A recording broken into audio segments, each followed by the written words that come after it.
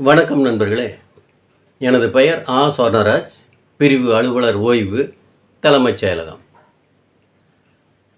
ஒரு government servant, அவருடைய retirement date வந்துருச்சு. ஆனால் அவர் மேலே கிரேவ் சார்ஜஸ் பெண்டிங் இருக்குது. இப்போ அவரை ரிட்டையர் பண்ணி அனுப்பலாமா? கூடாது. அதே மாதிரி ஒரு கவர்மெண்ட் சர்வெண்ட் இருக்கார், அவருடைய ரிட்டையர்மெண்ட் டேட்டு வந்துருச்சு. அந்த டேட்டில் அவர் மேலே கிரிமினல் கேஸ் ஒன்று பெண்டிங் இருக்குது. இப்போ அவரே ரிட்டையர் பண்ணி அனுப்பலாமா அப்படின்னா, ரெண்டு கேஸ்லேயுமே அவங்களுக்கு ரிட்டையர்மெண்ட்டுக்கு பர்மிட் பண்ணக்கூடாது அப்படின்னு சொல்லியிருப்பாங்க. ஃபண்டமெண்டல் ரூல் 56(1)(c)ல் அதுக்கான ப்ரொவிஷன் வச்சுருக்கிறாங்க. ஒரு கவர்மெண்ட் சர்வெண்ட் மேலே கிரிமினல் கேஸ் எதுவும் பெண்டிங் இருந்தாலோ அல்லது departmental action grave charges pending இருந்தாலோ அவருடைய பணி ஓய்வு நாளன்று அவரை பணி ஓய்வு பெற அனுமதிக்காமல் அவருடைய பணியை ரீடைன் பண்ணி வைக்கணும் அப்படின்னு சொல்லியிருப்பாங்க. இப்போ அவரை ரிட்டையர் ஆகிறதுக்கு அலோவ் பண்ணக்கூடாது அப்படிங்கிற மாதிரி சொல்லியிருப்பாங்க. சரி, இப்போ அந்த மாதிரி ஒருத்தர் 56(1)(c) படி சர்வீஸில் ரீடைன் பண்ணி வச்சாச்சு. அவருடைய ரிட்டையர்மெண்ட் டேட்டு முடிஞ்சு போச்சு. 10 நாள் கழித்து அவர் ஆஃபீஸுக்கு ஒரு ரிக்வெஸ்ட் கொடுக்குறாரு. என்ன சொல்கிறாருன்னா, என்னுடைய ரிட்டையர்மெண்ட் டேட் இந்த டேட்டு, என்னுடைய சர்வீஸை ரீடைன் பண்ணி வச்சுருக்கிறீங்க. இப்போ நான் ஓய்வு பெற்ற மாதிரி நான் நினச்சிக்கிறேன். இப்போ என்னுடைய பணிக்காலத்தில் நான் ஏர்ன் பண்ண என்னுடைய ஏர்ன் லீவ் அக்கௌண்ட்டில் இருக்கக்கூடிய இஎலுக்கான என்கேஷ்மெண்ட்டை எனக்கு வாங்கி கொடுங்க அப்படின்னு ரிக்வெஸ்ட் கொடுக்குறாரு. அதே மாதிரி அவருடைய லீவ் அக்கௌண்ட்டில் இருக்கக்கூடிய அன்ஏர்ன்டு லீவ் ஆன் ப்ரைவேட் அஃபேர்ஸுக்கான கேஷ் பெனிஃபிட்டை வாங்கி கொடுங்கன்னு ரிக்வெஸ்ட் கொடுக்குறாரு. இப்போ இதை நம்ம என்டர்டெயின் பண்ணணுமா வேண்டாமா அப்படின்னு ஒரு டவுட் வரும். இதுக்கு ஹெச்ஆர்எம் டிபார்ட்மெண்ட் சமீபத்தில் ஒரு கிளாரிஃபிகேஷன் இஷ்யூ பண்ணியிருக்காங்க. GOMS number 100 HRM department dated 7/9/2022.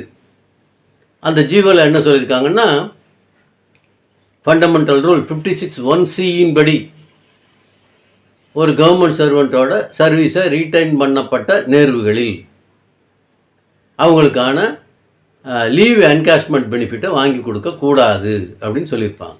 அப்போ எப்போ வாங்கி கொடுக்கணும் அப்படின்னா, அந்த இண்டிவிஜுவல் கவர்மெண்ட் சர்வெண்ட்டுக்கு எதிராக இருக்கக்கூடிய அந்த கிரிமினல் கேஸில் ஃபைனல் ஆர்டர் வரணும். அவர் குற்றமற்றவர் அப்படின்னு ஏதாவது தீர்ப்பு வந்தால் அவருக்கான லீவுக்கு என்கேஷ்மெண்ட் பெனிஃபிட்டை வாங்கி கொடுங்க அப்படின்னு சொல்கிறாங்க.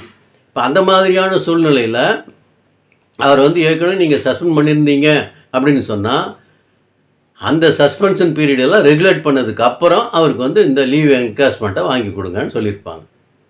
அதே மாதிரி ஒரு கவர்மெண்ட் சர்வெண்ட் மேலே கிரேவ் சார்ஜஸ் பெண்டிங் இருந்து ஃபண்டமெண்டல் ரூல் 56(1)(c) கீழ் அவருடைய சர்வீஸை ரீட்டைன் பண்ணப்பட்டிருந்தால், அந்த ஒழுங்கு நடவடிக்கையில் ஃபைனல் ஆர்டர் இஷ்யூ பண்ணி அவர் குற்றமற்றவர் அப்படின்னு ஆர்டர் இஷ்யூ பண்ணியிருந்தால் அல்லது அவர் மீதான ஒழுங்கு நடவடிக்கை கைவிடப்பட்டிருந்தால் அவருடைய சஸ்பென்ஷன் பீரியடை நீங்கள் ரெகுலேட் பண்ணதுக்கப்புறம் அதுக்கப்புறம் அவருக்கு லீவ் பெனிஃபிட் ஏதாவது வாங்கி கொடுக்கணும்னு சொன்னால் அதுக்கப்புறம் தான் நீங்கள் வாங்கி கொடுக்கணும் அப்படின்னு சொல்லியிருப்பாங்க. இதில் ஏன் அந்த மாதிரி சஸ்பென்ஷன் பீரியடை ரெகுலேட் பண்ணதுக்கப்புறம் அந்த லீவ் என்கேஷ்மெண்ட்டை வாங்கி கொடுங்க அப்படின்னு சொல்கிறாங்கன்னு பார்க்கணும்னா, ஒருத்தர் மேலே டிபார்ட்மெண்டல் ஆக்ஷன் பெண்டிங் இருந்திருக்கு. இப்போ அந்த மாதிரி சூழ்நிலையில் அவர் 56(1)(c) படி ரீட்டைன் பண்ணி வச்சுருக்கிறோம். இப்போ அந்த ஒழுங்கு நடவடிக்கையில் ஃபைனல் ஆர்டர் அவருக்கு ஏதாவது தண்டனை கொடுத்து ஃபைனல் ஆர்டர் ரிசீவ் பண்ணியிருக்கோம் அப்படின்னு சொன்னால், தண்டனை வழங்கப்பட்டதன் காரணமாக அவரை ஏற்கனவே நம்ம சஸ்பென்ஷனில் வச்சுருந்தோம்னா அந்த சஸ்பென்ஷன் பீரியடை எலிஜிபிள் லீவாக ட்ரீட் பண்ணணும். இப்போ அவருக்கு தண்டனை எதுவும் கொடுக்கல, அவர் மீதான ஒழுங்கு நடவடிக்கையை கைவிடுறோம் அப்படிங்கிற மாதிரியான ஒரு ஃபைனல் ஆர்டர் ரிசீவ் பண்ணோம்னா அவரை சஸ்பெண்ட் பண்ண நாட்கள் அத்தனை பணிக்காலமாக நம்ம முறைப்படுத்தி ஆணை வெளியிடணும். சப்போஸ் அவருக்கு தண்டனை எதுவும் கொடுக்குறோம் அப்படின்னு சொன்னால் அவரை நம்ம சஸ்பென்ஷனில் வச்சுருந்தோம்னு சொன்னோம்னா அந்த பீரியடை பூரா எலிஜிபிள் லீவாக ட்ரீட் பண்ணணும். இப்போ அவருடைய அந்த சஸ்பென்ஷன் பீரியடை எலிஜிபிள் லீவாக ட்ரீட் பண்ணதுக்கு அப்புறம் அவருடைய லீவ் அக்கௌண்ட்லேயோ அல்லது unearned leave on private affairs அக்கௌண்ட்லேயோ லீவ் மிச்சம் இருந்தால் மட்டுமே அவருக்கு அந்த லீவ் பெனிஃபிட்டுக்கான சேங்ஷனை நம்ம பண்ண முடியும். அதுக்காக தான் அவங்க அந்த 2 ப்ரொவிஷன் வைக்கிறாங்க. அந்த கிரிமினல் கேஸில் ஃபைனல் ஆர்டர் வரணும், அல்லது டிபார்ட்மெண்டல் ஆக்ஷனில் ஃபைனல் ஆர்டர் ரிசீவ் பண்ணணும். ரெண்டாவது சஸ்பென்ஷன் பீரியட் எதுவும் இருந்துச்சுன்னா அதை ரெகுலேட் பண்ணணும். இது ரெண்டும் முடிஞ்சதுக்கு அப்புறம் அவருக்கு வந்து அந்த லீவ் என்காஷ்மெண்ட்டுக்கு எலிஜிபிலிட்டி இருந்தால் மட்டுமே நீங்கள் வாங்கி கொடுக்கணும் அப்படின்னு சொல்லி அந்த ஜிஓவில் ஒரு கிளாரிஃபிகேஷன் இஷ்யூ பண்ணியிருப்பாங்க. இதை நம்ம தெரிஞ்சுக்கணுங்கிறதுக்காக தான் இந்த வீடியோ. சரிங்களா? நன்றி, வணக்கம்.